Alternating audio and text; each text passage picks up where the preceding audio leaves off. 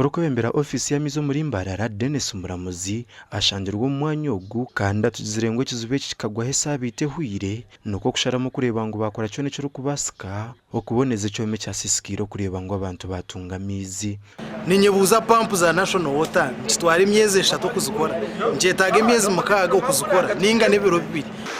nkako kumukumanya procurement zitwara bwire irizoba ahasande finally twatunga pump ejempamwe ya submersible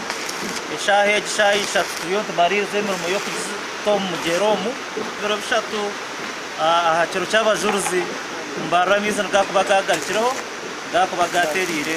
tuzakuba twagaciro mu nomo production nagira ngo icyo ryo mu mwanya guhanguto yambarara kuzakabare cyo basize kubahwiraho nico rebiringwa mu binamizi ahabwira abantu kugumana bombeka amaju bakataho zatanka bakarembeka mizi reserve tank cyero kubane yamba no mbwiro bwe bishikiriza nkebe kugira ngo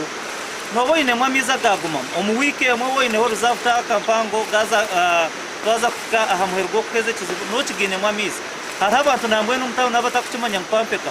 abine reserve tanks ekizubu kibura rya mizi kirugiriro hoba mu kutandika kutahaga umugera gwa rwizi ningage byagana gubaro kubona gasha kwa arwaswa